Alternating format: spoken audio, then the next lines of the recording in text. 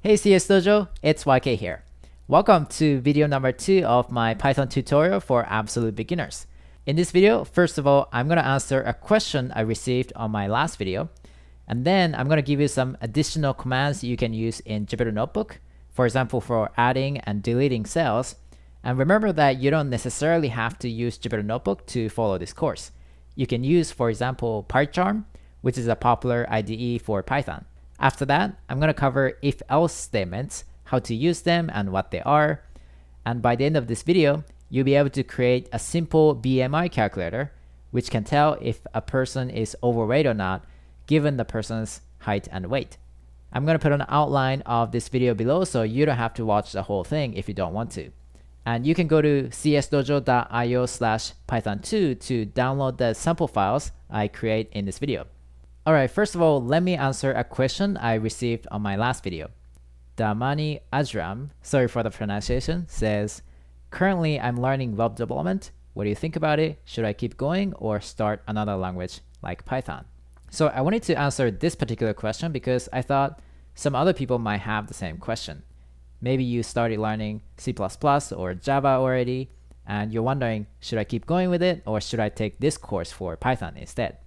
I would say keep going with whatever you're doing as long as you enjoy it, and then if you want, you can take this course at the same time because some of the concepts I'll teach are going to be the same regardless of which language you're using. So for example, the method for swapping two variables I talked about in the last video, you can use that in C++ or Java or in any other language you're learning. Okay, with that out of the way, let's now talk about Jupyter Notebook. First of all, launch Jupyter Notebook through Anaconda Navigator or with any other method you'd like to use. And then navigate to desktop. And let's create a new folder here. I'm going to call this Python Tutorial 2. Navigate to that folder within desktop and click New at the top right corner, click Python 3. And let's call this file if-else statements. Click rename, and then I'm just going to maximize my browser window. So the only command we learned in the last video was this button right here for running or executing a cell. Once I click it, it executes or runs all the commands within the given cell, this green box right here. So if we have hello1 here and then hello2 here in the print function, we'll execute both of these lines.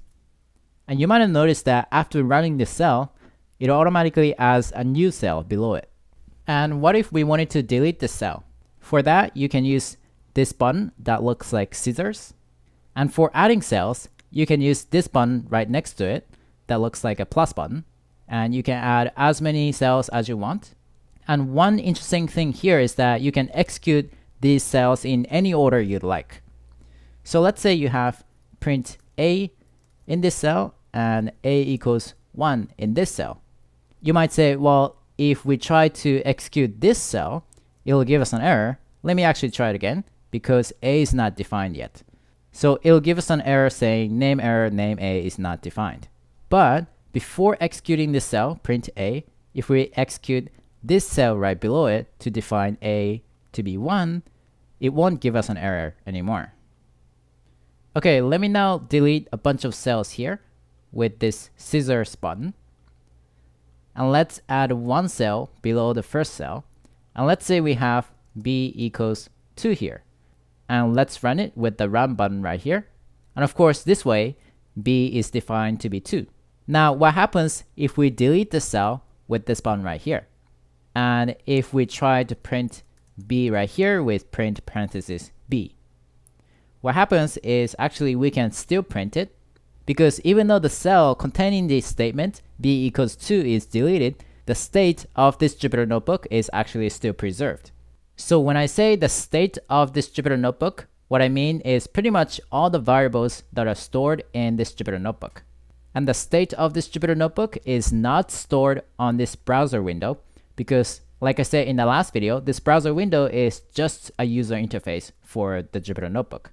The state of this Jupyter Notebook is stored in something called the kernel of this Jupyter Notebook. That's basically represented by this command line interface. This might look slightly different if you're using Windows, And the kernel is what executes your code once you click the run button, and it also stores all the variables that you've defined.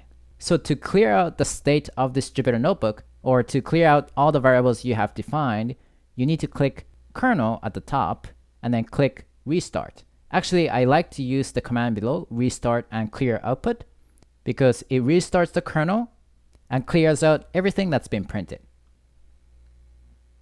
So this kernel has been restarted now, and if we try to print B now, it'll give us an error because name A is not defined yet. Also, remember that there's one kernel for each notebook file.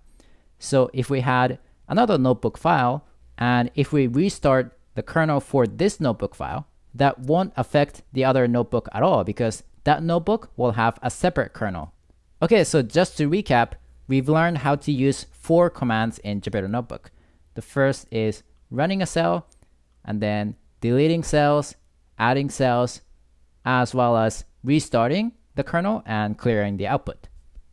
Okay, let's now delete all the cells we have here and restart the kernel and clear the output. And let's dive into our main topic today, if-else statements. Let me give you a quick example here. A is equal to 1 and B is equal to 2. And what if we wanted to show a message that's something like A is less than B by printing this string only if A is actually less than B? We can do this with if A less than B colon. So that's if space A space less than space B colon. Enter into a new line and print A is less than B. And you need to indent this new line by 4 spaces. So that's 1, 2, 3, 4. You could actually use a different number of spaces, for example, 3 spaces or 5 spaces, but using 4 spaces is a convention in Python. So let's stick with 4 spaces in this video. So these 2 lines, if A less than B, print A is less than B, this whole thing is called an if clause. And after this if clause, you could have more code. For example, print not sure if A is less than B. And so this if condition only applies to this line in this example. And Python knows that because of the colon sign here, as well as the 4 spaces that we have before this print line. So let's try running the cell. Because A is currently less than B, we should be able to print A is less than B, and we do. And let's see what happens if A is 3. In that case, A is not less than B, so this cell should only print this line right here, not sure if A is less than B, and that's indeed the case.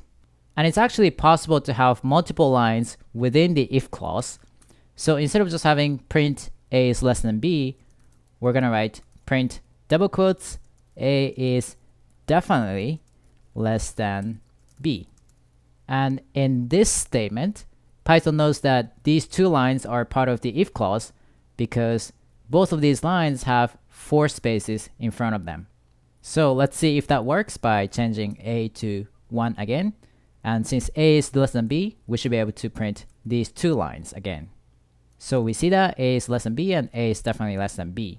So in a different language, you might see an if clause with parentheses and with curly brackets, but in Python, we're using a colon as well as 4 spaces in front of each line. You need to be really careful about the number of spaces in front of each line because if we had, for example, 4 spaces in front of the first line and 5 spaces in front of the second line, it'll give us an error. So the error says indentation error, unexpected indent. Let's fix that by deleting 1 space here, and now we have 4 spaces in front of each line, so it's gonna work again. Okay, let's take a look at a few more examples here. The first one is this. C is equal to 3 and D is equal to 4. If we write C less than D colon 4 spaces, print double quotes C is less than D, and let's add something outside this if block by writing print outside the if block. And once we write this, will print this line, C is less than D, only when C is less than D. What if we wanted to add a new line here that says C is not less than D? And what if we wanted to print it only if C is not less than D? We can do that by writing else colon right after the if clause, and note that there's no spaces before this else line, and insert 4 spaces before this line to show that this line is part of the else clause. We could also have multiple lines within the else clause and write print double quotes I don't think C is less than D. So this whole block says if C is less than D, then print C is less than D, and if that's not the case or else, print these 2 lines instead. So currently C is definitely less than D, so we should see this line printed, C is less than D, and this line outside the if block. And we see that C is less than D and outside the if block. And once we change the value of C to 5 so that C is not less than D, we should be able to see these 2 lines instead. And we do. C is not less than D, and I don't think C is less than D. Take a look at another example here. E is equal to 7 and F is equal to 8. So we're going to write pretty much the same thing after that. So if E is less than F, then print E is less than F, and else colon print E is not less than F. So here, what if we wanted to deal with 3 cases instead of only 2 cases? For example, what if we wanted to deal with the case where E is less than F and E is equal to F and E is greater than F separately, so those 3 cases. We can do that with elif, which stands for else if. So write elif E double equal sign F, new line, print parentheses, double quotes, E is equal to F. And let's change what's in the else clause to E is greater than F. So this block now says if E is less than F, then print E is less than F. And if that's not the case, check the next condition, E is equal to F. And note here that we're using the double equal sign instead of a single equal sign. So the difference is that when we use the single equal sign, for example right here, we're assigning what's on the right hand side to the left hand side. So in Python and in many other languages, the single equal sign is an assignment operator. Now if you want to check if E is equal to F, similar to the way we can check if E is less than F, we need to use the double equal sign. So if you're not sure about which one to use, just remember that in this line, we're not assigning F to E.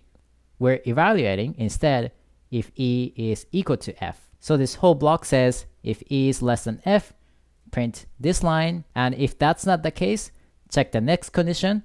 If E is equal to F, then print this line right here, print E is equal to F. And if none of these conditions are true, so it's not true that E is less than F and E is equal to F, then else print E is greater than F, because that's the only possibility that's left here.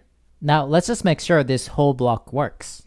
Currently E is less than F, so we see E is less than F. And what if E is equal to F? So E and F are both equal to 8, then we see E is equal to F right here. And what if E is greater than F? So E is 10 and F is 8. We see E is greater than F right here. And actually, after the if clause, we could have multiple elif clauses. So after the first elif, we can write elif, let's say E greater than F plus 10. So this just means E is greater than F by more than 10. So right now, E is not greater than F by more than 10. We should still see E is greater than 10 once we run this cell, and we do. And once we change E to, for example, 20, we'll see E is greater than F by more than 10. So there's actually another way to deal with 3 or more separate cases without using the else-if clauses. So to show you, let's define new variables here, h and g, 7 and 8. So we're going to write if g is less than h, colon, print g is less than h. And so far it's the same, but after this, we're going to write else instead of else-if. And within this else clause, we can create a new if clause and say if g is equal to h, the double equal sign, print g is equal to h. And after that, else, colon, print g is greater than h. So let's see how this block works. First, we're checking if g is less than h, and if that's the case, we print g is less than h. And if that's not the case, we'll go to the else clause. And there are 4 lines in the else clause. And if you look at this line, the if clause, there are 4 spaces in front of it.